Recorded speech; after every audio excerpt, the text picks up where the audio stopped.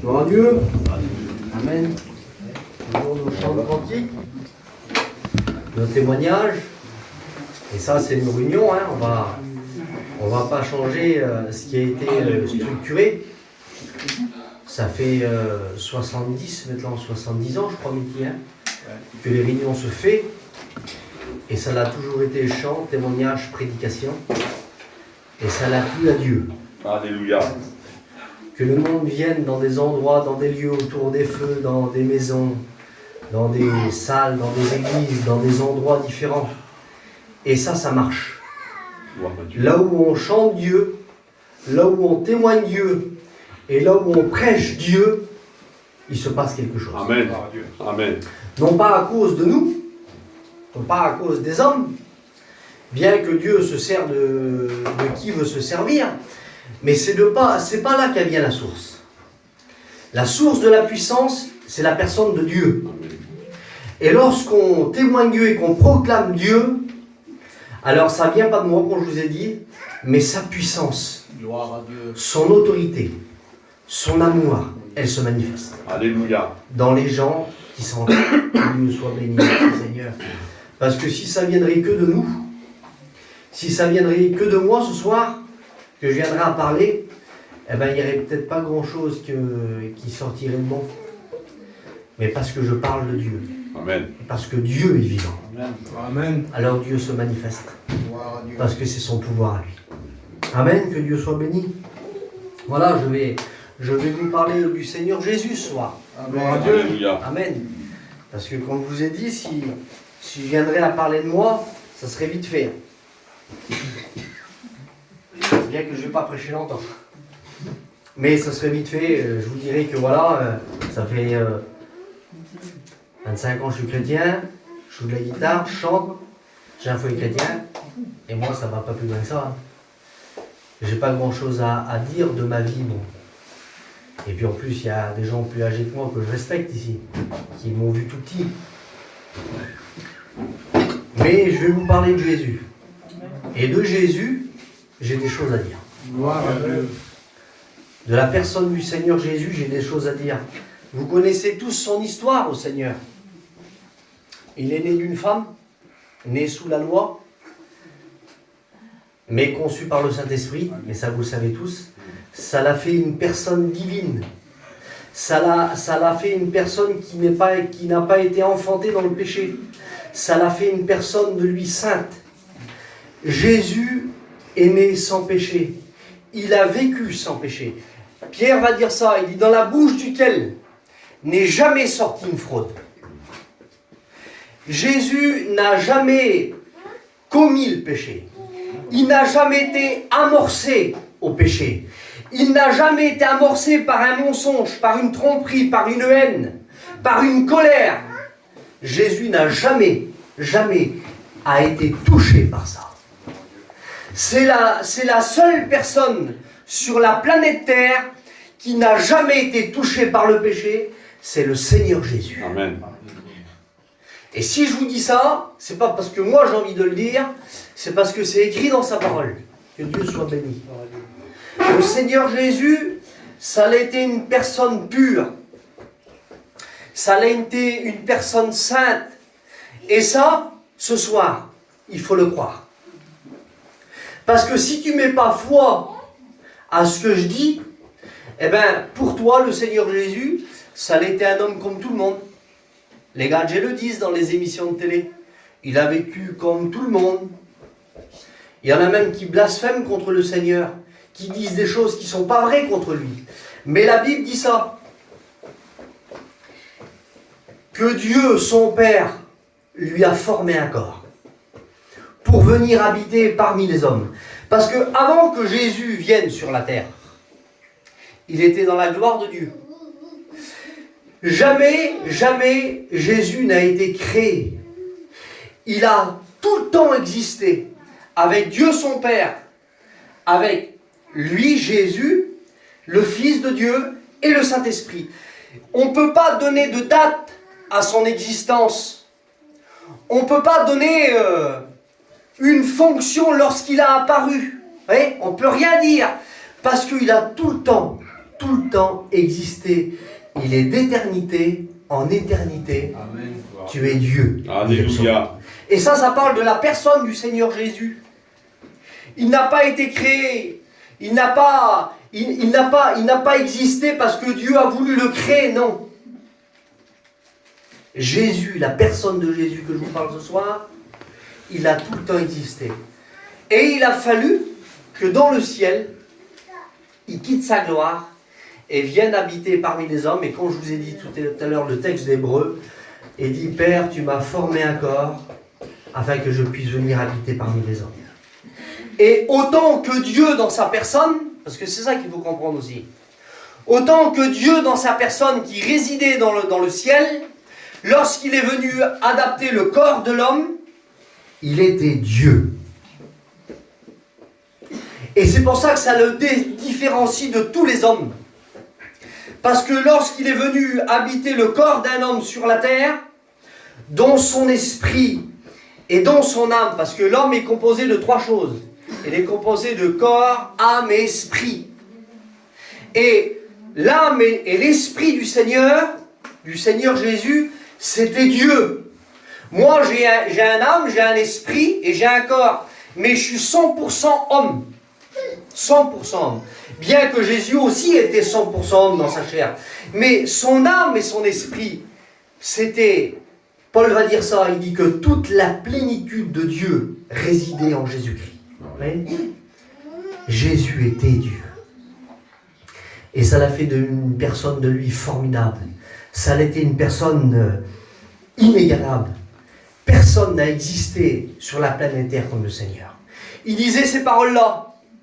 Lorsque les scribes et les pharisiens venaient vers lui et essayaient de l'accuser sur un fait, sur un péché qui voulait l'accuser, le Seigneur Jésus disait ça. Il dit, le diable, la personne du diable, il dit, il n'a rien en moi. Il ne peut pas m'attaquer. Gloire à Dieu. Parce que la personne du Seigneur Jésus, c'était parfaitement Dieu. C'était un homme sans péché, sans fraude, sans colère, sans haine. Rien n'existait de mal dans la personne du Seigneur. Gloire à Dieu. C'est pour ça qu'on le prêche. Amen. Vous voyez? C'est pour ça qu'on dit qu'il a le pouvoir de pardonner les péchés. C'est pour ça qu'on vous dit qu'il est amour. C'est pour ça qu'on vous dit qu'il est la solution à tous les problèmes. Parce que ça n'a pas été un homme comme tout le monde. Ça a été un homme avec toutes les capacités de Dieu. Alléluia. Il a eu le pouvoir de guérison. Il a eu le pouvoir de résurrection. Il a eu le pouvoir même de dire à un homme, tes péchés te sont pardonnés. Et les hommes qui l'entouraient disaient ça. Mais qui peut pardonner les péchés si ce n'est que Dieu seul? Seul Dieu a le pouvoir de pardonner les péchés. Amen. Mais lui, il prenait l'autorité, autant que Dieu, de pardonner les péchés des hommes. Et ça, c'était le Seigneur. Alléluia. Le Seigneur Jésus est merveilleux.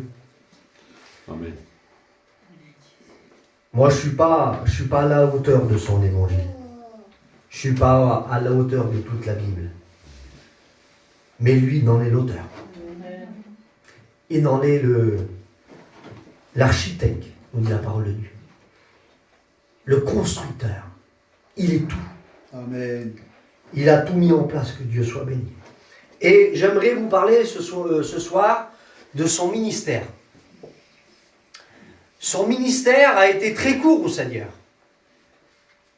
Mickey, lui, ça fait 55 ans, 56 ans qu'il prêche. Jésus, lui, il a prêché 3 ans et demi. Il n'a pas prêché longtemps, le Seigneur.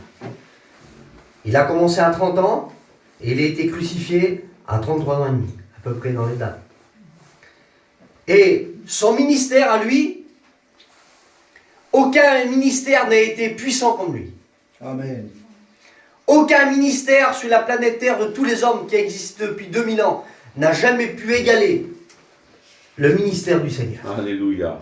Personne n'a pu faire les choses que lui, il a faites. Que Dieu soit béni. Les hommes l'ont fait après par rapport à son autorité, à son pouvoir à lui. Mais Jésus, son ministère, c'était quelque chose de merveilleux. Écoutez ce qu'il est écrit dans l'évangile de Matthieu, chapitre 4 et verset 12. J'aimerais vous parler un petit peu de la situation géographique du ministère du Seigneur. Il dit Jésus ayant été appris que Jean avait été livré, Jean le Baptiste, il avait été livré, se retira dans la Galilée. Jésus, il était à Jérusalem, il était en Judée, parce que dans le territoire d'Israël, c'est la Judée, la Samarie et la Galilée. Et Jésus, vu que en bas, là-bas, dans la Judée, c'était un petit peu la persécution, Jésus a préféré se retirer et il a monté en Galilée. Il dit, il quitta Nazareth, là où il avait été élevé, et vient demeurer à Capernaum, situé près de la mer, dans le territoire de Zabulon et de Nephtali. Nephtali, maintenant, s'appelle comme ça. Mais c'était deux contrées dans la Galilée qui s'appelaient comme ça. C'était deux villes qui s'appelaient comme ça. Zabulon et Nephtali. Parce que c'était les fils de Jacob, il ne faudrait pas expliquer tout ça, ça serait trop long. Mais c'était deux territoires qui étaient là-bas en Galilée. Et la Galilée et la Judée, il y a environ 150 km de différence. Mais là-bas, en Galilée, personne n'y va. Parce que là-bas, c'est le territoire des païens. C'est le territoire des Juifs, mais c'était un peu comme les Samaritains. Ils savaient détourner un petit peu d'Israël. Mais le Seigneur savait qu'ils avaient besoin. Le Seigneur savait qu'il devait accomplir une prophétie concernant son ministère. Et dans le territoire de Zabulon et de Nephtali, là, il y avait un peuple qui souffrait. Il y avait un peuple qui était là-bas. J'ai écrit ça, moi. Il n'y a personne qui allait là-bas. C'était trop rejeté. Personne n'allait là-bas. Mais lui, amen. Il a eu l'audace d'y aller. Gloire à Dieu. Que Dieu soit béni. Et la prophétie concernant son ministère, c'est Ésaïe le prophète dans l'Ancien Testament qui va prophétiser justement sur le ministère du Seigneur. Ce que le ministère du Seigneur allait accomplir dans ce territoire-là. Il dit, les ténèbres ne régneront pas toujours sur la terre. Le Seigneur donne de l'espérance. Parce que là-bas, en Galilée, les ténèbres y régnaient. Le péché y régnait. Et le Seigneur, ça le savait. Il dit, les ténèbres ne régneront pas toujours sur la terre. Il dit, où il y a maintenant des angoisses. Il dit, si les temps passés ont couvert d'opprobre, l'opprobre c'est la honte, ont couvert d'opprobre le territoire, le pays de Zabulon et de Nephtali, il dit, les temps à venir couvriront de gloire. Amen. La contrée voisine de la mer au-delà du Jourdain, le territoire des païens. Écoutez ce qu'il est écrit, chapitre 9. Le peuple qui marchait dans les ténèbres voit une grande lumière. Sur ceux qui habitaient le pays de l'ombre de la mort, une lumière resplendit. Amen. Et la lumière qui vient, c'est pas moi, c'est le Seigneur. Amen. Amen. La lumière qui resplendit pour eux, l'espérance pour ce peuple qui est dans les ténèbres, c'est le Seigneur Jésus qui va arriver vers eux. Que Dieu soit béni. Il dit, le pays de Zabulon et de Nephtali, la contrée voisine au-delà de la mer, au-delà du Jourdain, il est écrit comme ça, il dit, la région de l'ombre de la mort, une lumière s'est levée. Et la lumière qui se lève, c'est le Seigneur. Et qu'est-ce qu'il va leur dire? Qu'est-ce qu'il va le dire à ce peuple qui est assis dans les ténèbres? Alors ce soir, je voudrais juger personne, mais je suis obligé de parler comme ça. Si tu n'es pas chrétien selon la Bible, je ne le dis pas parce que j'ai envie de le dire et pour te blesser, non. Mais si je te le dis, c'est par rapport à la Bible que je te dis ça. Si tu n'es pas chrétien, tu es dans les ténèbres. Tu es assis dans les ténèbres parce que tu es sur le poids du péché. Tu es sur le poids de la condamnation. Tu es sur le poids de la vie du monde. Tu es sur le poids de ce que tu as toujours vu, de tout ce que tu as vécu, de le péché que tu as commis depuis le temps que tu es né. La méchanceté, la haine, la rancune, la boisson, toutes les choses qui sont dans le monde, tous les péchés qu'on peut commettre, étant aussi libre de le faire si tu veux, pas de problème. Mais sache que pour tout cela, dit la Bible, tu passeras en jugement. Et si tu n'as pas passé par la lumière de l'évangile, tu seras condamné par le péché. Parce que le salaire du péché, nous dit la Bible, c'est la mort. Le salaire du péché pour un homme qui pêche, ce sera la mort pour lui. Mais le don gratuit de Dieu, amen, c'est la vie éternelle. Amen. Et le don de Dieu, c'est Jésus-Christ. Gloire à Dieu. Le don de Dieu, c'est la personne du Seigneur qui veut pardonner tous les hommes, que Dieu soit béni. Amen. Écoutez ce qu'il est écrit au verset 17. Jésus le v'là en Galilée, amen, que Dieu soit béni. Il est dans le territoire de Zabulon et de Nephtali. Il est là-haut, vers les gens païens, vers les gens de mauvaise vie, vers les gens qui ont rejeté Dieu, vers les gens avant qui peut-être aimaient Dieu, mais ils sont détournés à cause de leur commerce. Parce que la Galilée des païens en haut là-bas, c'était les plus grands commerces qu'il y avait en Israël à cette époque-là. C'était les plus grands trafics. C'était les plus grands rouleurs qu'il y avait. Et c'était du monde qui était dans le péché. C'était du monde qui était sous l'emprise du diable. C'était du monde, voilà, ils avaient choisi cette vie-là. Et ils pouvaient vivre comme ça encore. Si tu veux vivre comme ça encore, toi, tu as le droit de vivre comme ça encore. Mais Dieu ne tolère pas le péché dans la vie d'un homme et d'une femme. Si tu veux être sauvé, si tu veux hériter la vie éternelle, il faut que tu sois pardonné de tes péchés. Amen. Et ça, nous ne le disons pas pour juger personne, pour faire du mal à personne, mais c'est ce que la Bible nous enseigne. Pour aller au paradis, frères et sœurs, amis, il faut passer par le Seigneur Jésus et être pardonné de ses péchés. Écoutez ce qu'il est écrit là, dans ce territoire-là, où les gens refusaient Dieu, où les gens rejetaient Dieu. Et Jésus est venu. Amen. C'est le tout début de son ministère. C'est l'une des premières prédications. Vous voyez, moi je prêche ce soir-là. Et bien pour lui, ça a été la première fois qu'il a prêché. Et c'est dans l'évangile de Matthieu, chapitre 4, et le verset 17. Il n'était pas compliqué, le Seigneur. Il prêchait pas longtemps. Ses discours étaient courts, parfois très longs. Oui, c'est vrai. Sur les béatitudes, ça a duré 3 jours. Mais parfois, c'était des mots très simples et des mots très efficaces. Écoutez ce qu'il est écrit. Dès lors, Jésus commença à prêcher. Parce que c'est écrit comme ça. Le mot prêcher, le mot publier, le mot annoncer. Il est écrit comme ça que Paul écrit ça dans l'une de ses épîtres. Il a plu à Dieu de sauver les hommes. Amen. Par le moyen de la prédication. Parce que je prêche ce soir-là, parce que je prêche Jésus, tu peux être pardonné de tes péchés si tu acceptes ça. Tu peux hériter la vie éternelle, que Dieu soit béni. Merci Seigneur. Et lorsque Jésus commença à prêcher, il va dire ça. Jésus va dire, repentez-vous. Amen. Car le royaume des cieux est proche. Amen. Vous voyez, il y a besoin de repentance pour l'homme.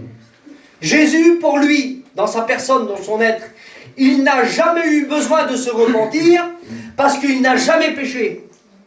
Mais il pouvait dire aux hommes avec plein d'amour, sans les condamner, repentez-vous.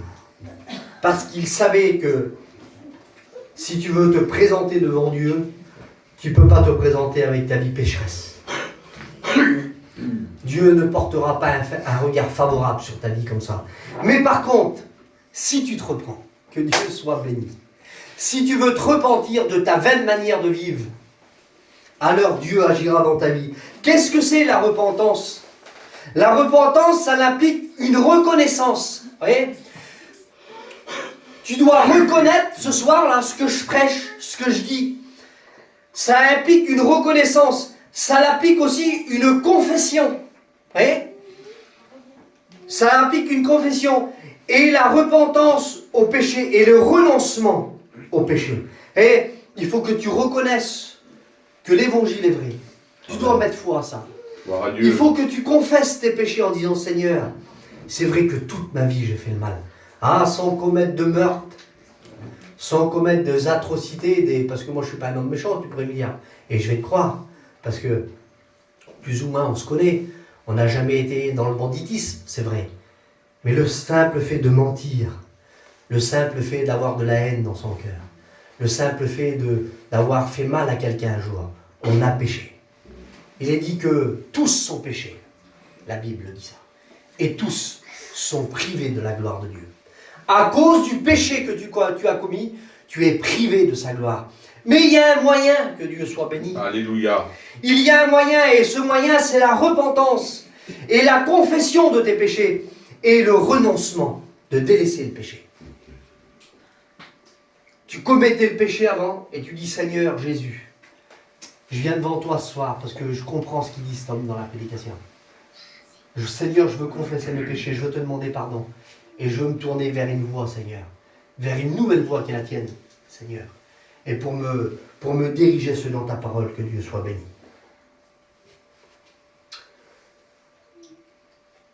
Il dit, et quand tu as confessé tes péchés, quand tu as demandé pardon au Seigneur, quand tu t'es repenti, il y a une transformation qui se fait. Et c'est un acte créateur de Dieu et du Saint-Esprit. Et de la personne du Seigneur Jésus aussi. Ça s'appelle la nouvelle naissance. Gloire à Dieu. Que Dieu soit béni. Alléluia. Lorsque tu te repens de tes péchés, comme la prédication du Seigneur, repentez-vous car le royaume des cieux est proche. Et si tu crois à tout ça, amen, Dieu vient dans ton cœur. Écoute bien ça. Dieu vient dans ton cœur ôter le péché. Ouais. Il vient dans ton esprit ôter le péché. Et il te débarrasse du lourd fardeau qui est sur tes épaules. Alors je ne sais pas si pour vous, si tu as éprouvé des fois ça, moi je parle aux inconvertis ce soir, hein. Je parle à ceux qui n'ont pas encore accepté le Seigneur et qui ne sont pas chrétiens encore. Mais le péché, des fois, lorsqu'on commet des choses, un mensonge, une tromperie, les gens du monde disent, moi ça ne me condamne pas plus que ça. Pour des petites choses. Mais lorsque tu as fait une chose qui est vraiment mal, que tu sais que ton esprit a dit, ben, ça, j'aurais pas dû le faire. Et tu t'es senti condamné par ça.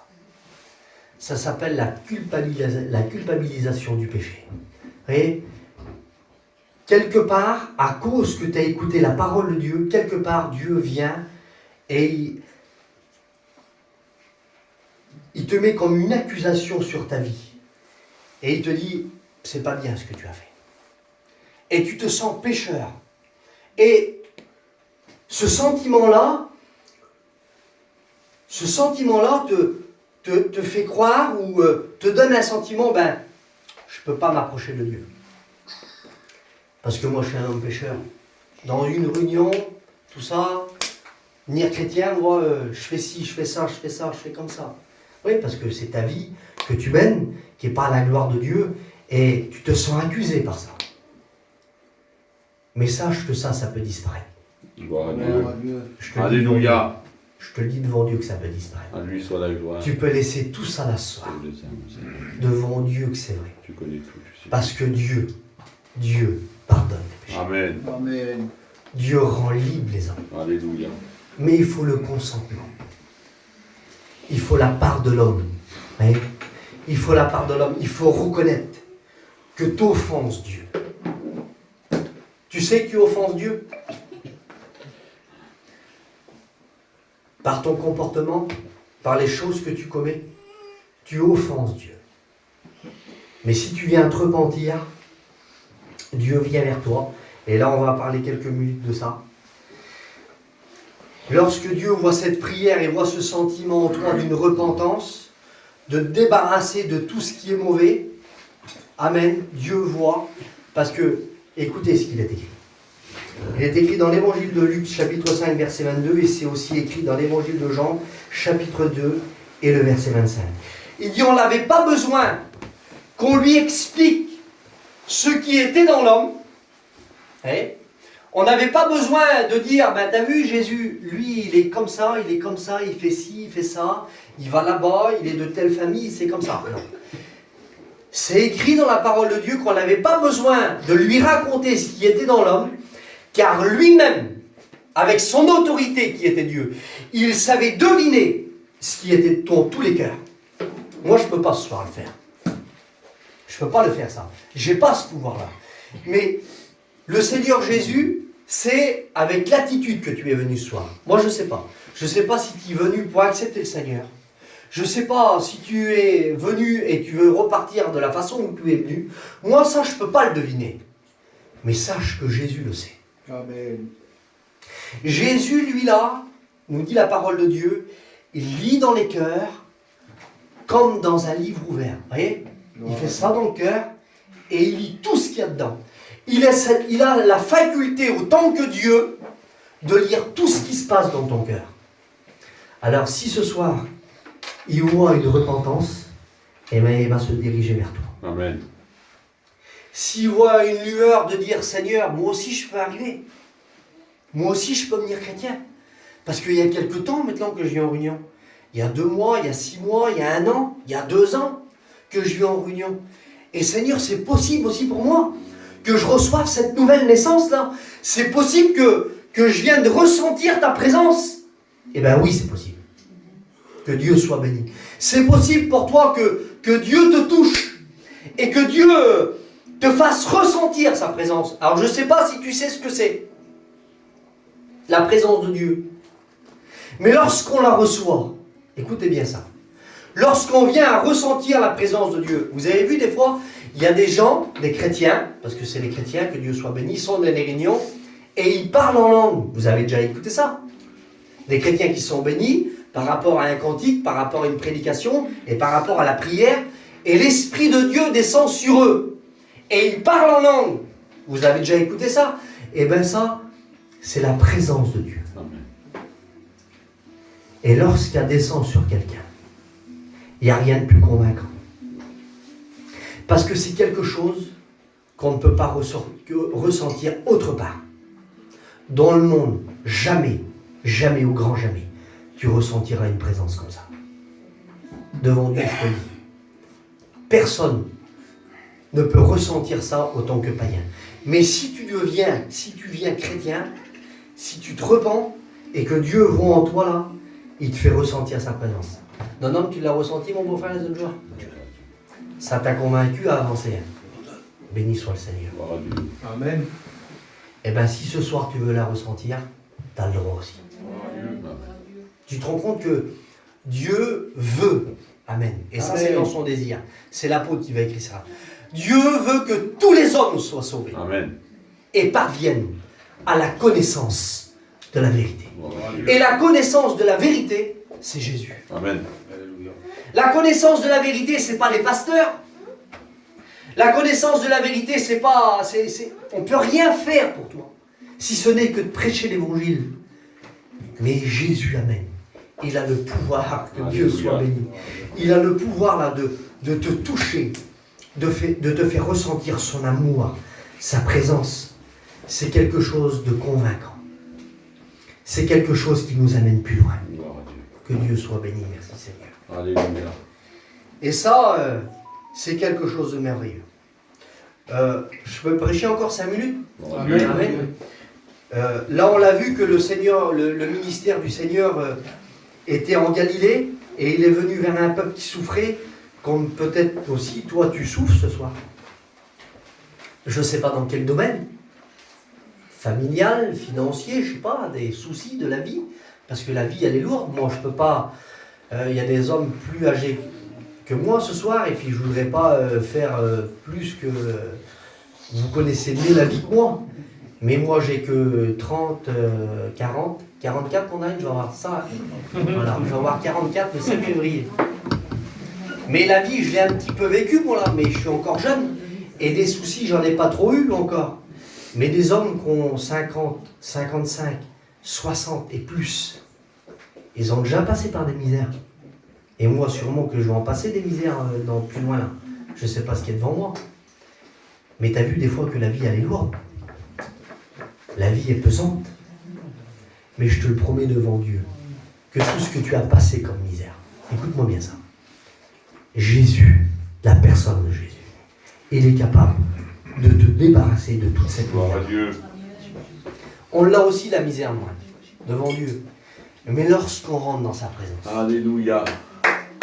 l'amour de Dieu, lorsqu'on rentre dans sa présence, lorsqu'on passe par une difficulté, qu'on rentre dans la présence de Dieu, qu'on écoute un cantique, comme mes petits chantent, Maref ou Gordon, là, qui viennent que chez moi il y a l'évangile. Je le dis devant Dieu, Jésus, il souffle sur le problème longtemps. Et il s'en va. Il ne reste pas, je vous le promets devant Dieu qu'il ne reste pas. Il ne reste pas une semaine, il ne reste pas 15 jours, il ne reste pas un mois, il ne reste pas un an. Je n'ai pas de ça, moi. Jésus m'en débarrasse. Tu ne voudrais pas que Jésus te débarrasse de toute ta petite misère? Parce qu'il a le pouvoir de faire ça. Amen. Il a le pouvoir de venir vers toi Alléluia. et t'alléger. Gloire à Dieu. Quelle bonté, comme on se sent libre. Vous avez vu quand on a des problèmes, c'est ça un petit peu.